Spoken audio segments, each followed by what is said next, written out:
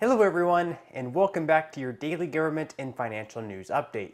As always, I'm interested in hearing your thoughts on everything, so make sure to give this video a like, but also leave a comment giving your thoughts on everything that is currently going on.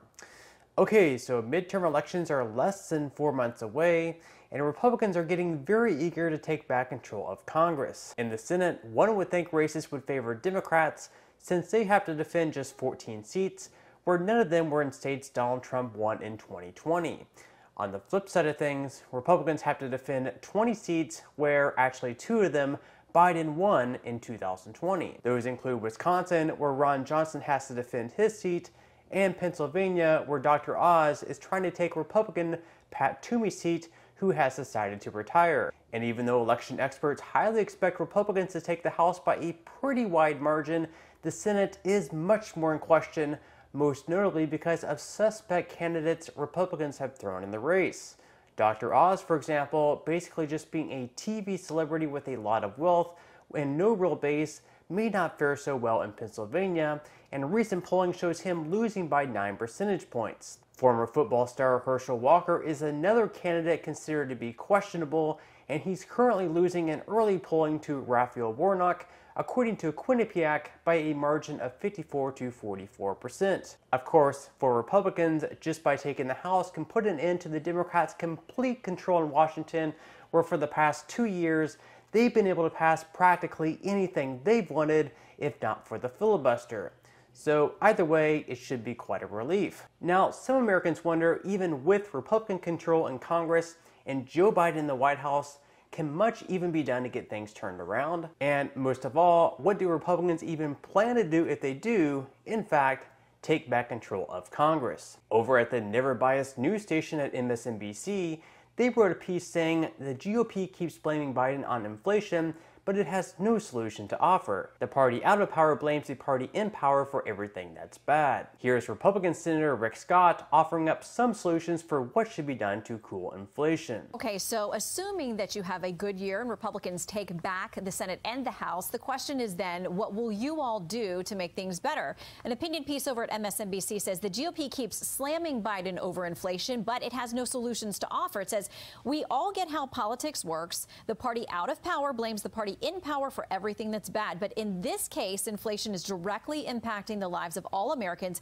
What is the GOP plan to reduce it? Americans deserve an answer. So, Senator, what is your answer to that question? Sure. Well, I put out a plan. You can go to rescueamerica.com. But here's what we have to do. We have to balance the budget. This is caused by reckless spending. We've got to, I mean, every proposal the Democrats have is spend your money. Spend more money. We've got to reduce taxes, reduce fees, reduce the size of government. We've got to become energy independent. Don't go to Saudi Arabia and beg them for fuel. We go to Texas and ask them to get more fuel. Fix the supply chain. The Biden administration is a bunch of do-nothing people that all they do is blame. Balance the budget. Start with that. That's the simplest thing we have to do. We've got to figure out how to balance our budget, and we can do it and reduce the cost of government. It's way too high. Okay, so Rick Scott mentioned a few different things here. First, balance the budget, and I gotta say that certainly wouldn't be a bad place to start. If you forget just how bad our government has been at that, they haven't had a surplus of money since 2001.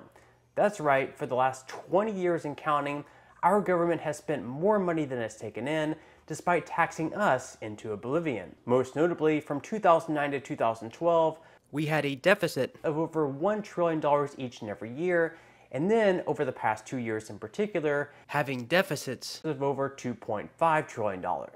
If that was you or me in that much debt, someone would be holding us accountable. So why isn't anyone holding our government accountable? This is something that absolutely needs to be fixed, and it shouldn't be done by taxing the American people more.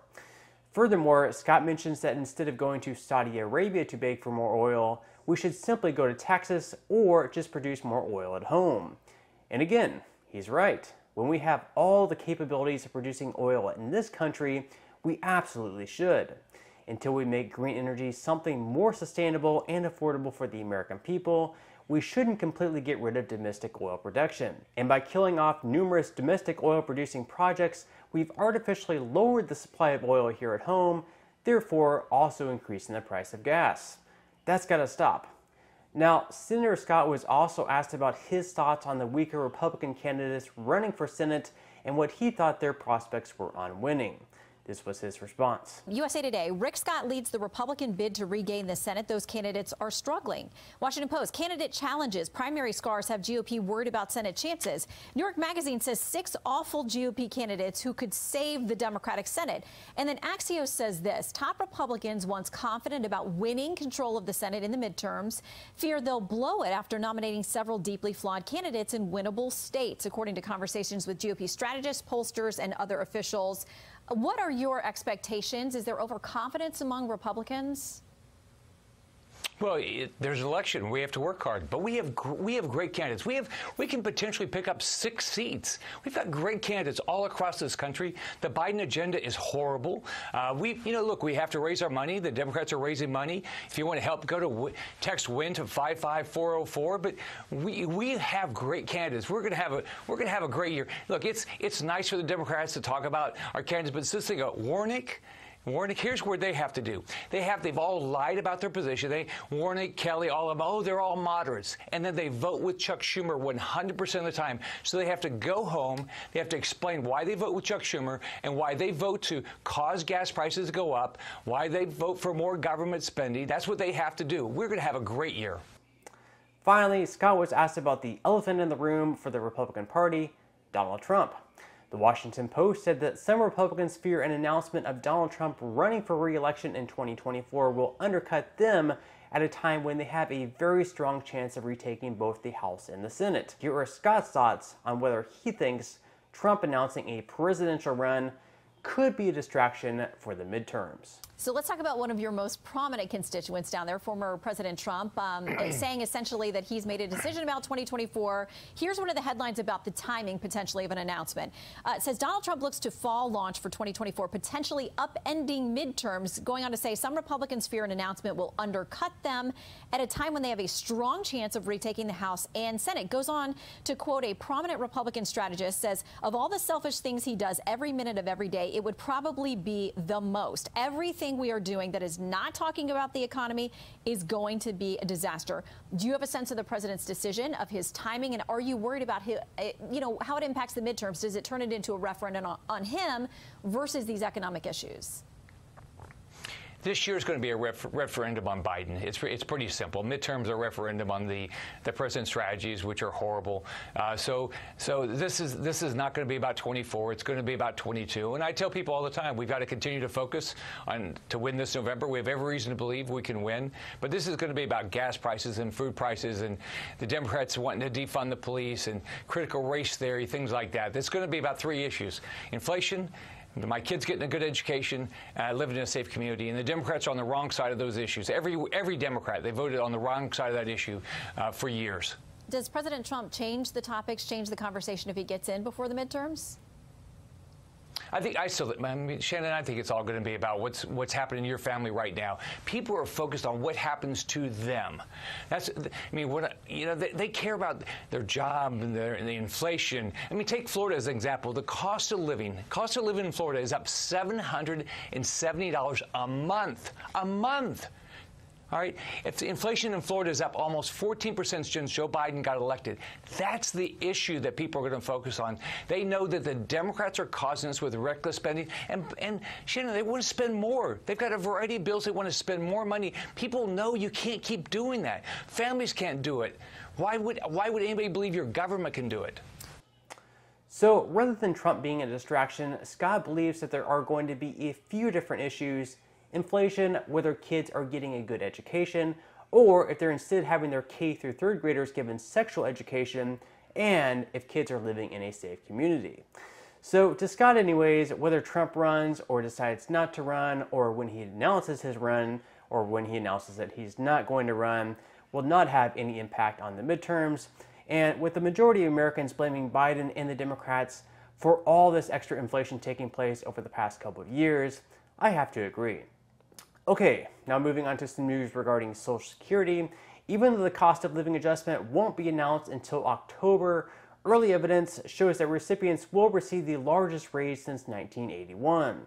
According to a new analysis from the Senior Citizens League, a nonpartisan organization, beneficiaries could receive an increase as much as 11.4%. If this is the case, the average monthly retiree benefit could increase by anywhere from $175 to $200 per month. Now, if inflation cools, the increase may only come out to around 9.8% according to projections, but that would still be the biggest increase Americans have seen in 40 years. That is a pretty large increase. Now, the downside to this, of course, is that higher income individuals may have to pay more for Medicare Part B premiums, which are usually deducted from Social Security checks and have increased every year since 2015. This year, the premiums increased a whopping 14.5% to bring the standard monthly premium to $170.10 per month. Additionally, an increase in Social Security pay could also place tens of thousands of low-income retirees into a higher income bracket, meaning they may also have to start paying taxes on their benefits when they had previously never done so. So while an increase could certainly be a positive thing, it also has its downsides as well.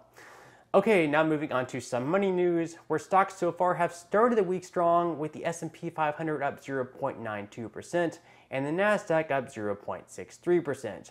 Bitcoin is also up nearly 5% so far in the day, sitting in the low 22,000s. So with stocks starting the second half of the year strong after a terrible first half, it's probably a pretty good time to start investing, or if you have already started investing, a good time to continue dollar cost averaging in. So if you would like to receive 6 free stocks and $5 worth of Bitcoin, I will pin a comment below where you can receive just that from my partner in Webull. But on that note, I'm going to go ahead and wrap up this video. If you enjoyed the content in today's video and you would like to see more like it, I would encourage you to give this video a like, subscribe to my channel, and also make sure to ring the notification bell. That way you will be the very first to be notified when I do release future videos. And until next time, I hope you have a wonderful rest of your day, and I'll see you in the next video.